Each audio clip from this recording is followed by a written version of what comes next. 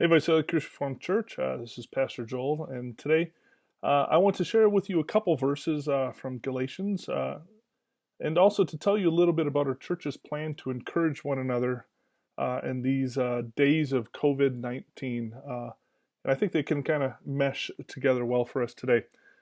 The Apostle Paul, in his letter to the Galatian churches, he wrote in chapter 6, in verse 2, these words. He said, "Carry each other's burdens, and in this way, you will fulfill the law of Christ," which seems something that exactly churches should do, right? This just seems to connect. It makes sense. Churches should carry one another's burdens. And it fits right in with the narrative of loving your neighbor. But then, after the Apostle Paul writes this in chapter 6, verse 2, he writes something that seems to be in complete opposition to what he just said. He said, each one should carry their own load. Now, this is interesting. I mean, on the one hand, he says that we need to carry our own loads, but on the other hand, he also saying that we should carry each other's burdens. And it's kind of curious. How does this compute? How can he seem to contradict himself within just 3 verses of saying, carry your own load, and, oh, by the way, carry each other's loads too? And I think, as I think about this, our current coronavirus situation really actually allows us to have the eyes to see this text for what it is and help us to understand what Paul is trying to communicate here. Because on the one hand, we do have things we are responsible for. We have things that we need to do. We each have a load that we need to carry and no one else can carry. For example, we all need to wash our hands, right? We all need to social distance. There are simply things that no one can do for us in this time that we need to do for ourselves. But on the other hand, there are some burdens that are too great for us to carry on our own. One thing about COVID-19 is that this virus knows no borders, right? It infects anyone and everyone. And interestingly, never before in the history has this entire world been so united by one concern. We're all in this together. We keep hearing that again and again in the news, and I think it's true. In a lot of ways, we are in this together.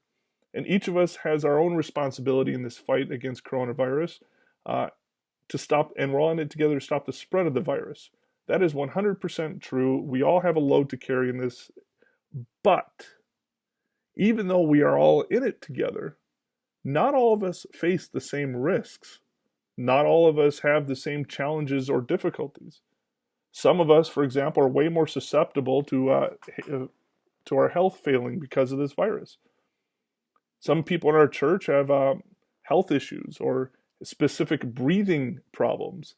And then the elderly in our church are way more susceptible to this. And then, of course, there are the health professionals in our church who are coming in contact with people who have the coronavirus regularly. So they have an extra burden in this. And then, of course, there's those who are suffering because of the financial implications. Some people are way more tied to the stock market than others. Some people's jobs have been suspended because of this. And so for them, the challenges and difficulties are different. And then we shouldn't also discount the emotional or spiritual side that takes place for people in all of this. Some people are weathering this quite well. Introverts, for example, really don't sweat the time apart. They can enjoy being alone more, but extroverts might be at wit's end.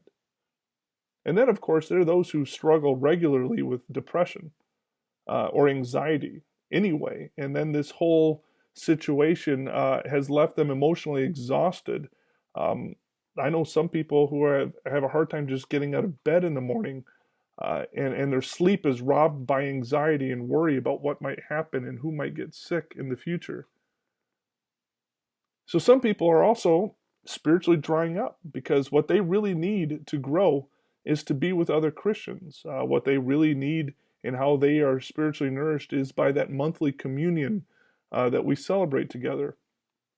So again, I guess what I'm saying is we are all in this together, but it's also fair to say that the burdens some feel are greater than the burdens others have.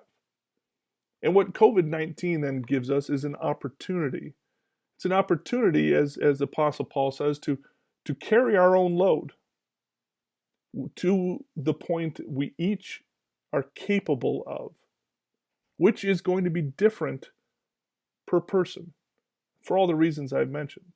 And I think that's okay.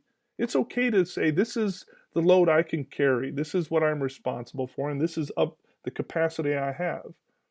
But then we have a second opportunity, and it's the opportunity to bring others along with us to help carry the load for those who, for this season, their capacity is eclipsed, who might need some help in one way or another.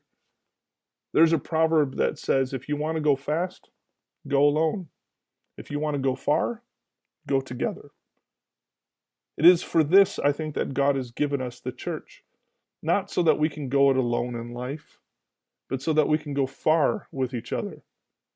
So based on these verses of Galatians 6, I think there is one way our church specifically can work this out, how we can each carry our own load, but then also find ways to carry each other's burdens as well.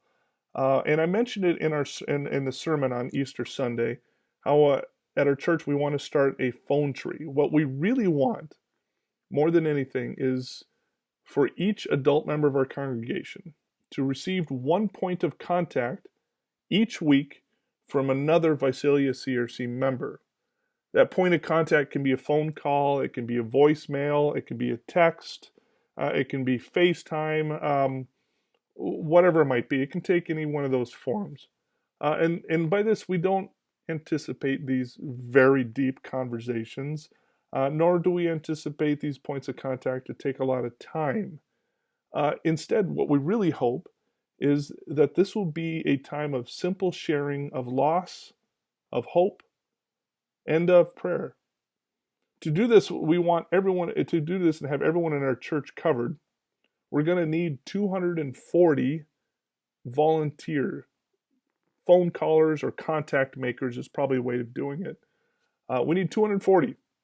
And the vast majority of these 240 will only have to make 2 points of contact all week to 2 people. That's it. Just 2 points of contact all week. And we'll assign you the contacts, and we'll provide you with the suggested things to ask and talk about and to pray about. And you don't even have to pray in person. You can just talk to the person and then pray afterwards alone for these people. But to sign up for this, we're going to ask you to volunteer. And to do this, if you would just please email info@visaliacrc.com. Or you can call the church office and leave a message. If no one answers, just go ahead, leave a message. We'll get it, and then we will assign you your person and also or your people, and also give you the information of how to call and who to call, and when to call, and phone number and all that stuff that'll come to you. And hopefully through all this, through this phone tree setup, because we have the pastors will make calls to the elders will make calls to contacts, I should say, to lead contactors, and then those contactors will make contact with other contactors, and it's kind of a tree, so we can be informed about what's going on in our church, any prayer requests, any items of praise, and also carry each other's burdens this way, while also carrying our burdens to our capacity. So please think about this. Please sign up. This is a big deal. 240 volunteers we need. This is by far the biggest volunteer ask we have ever made as a church. And we're hoping that because everything else is shut down in church, this isn't too much to ask of you. It should be a pretty simple, easy, short commitment to make. But please consider doing this and signing up at our church. And hopefully through all this, as Apostle Paul says, we can carry each other's burdens, and in this way, we will fulfill the law of Jesus Christ. Thank you, Visalia Christian Reformed Church. Talk to you later.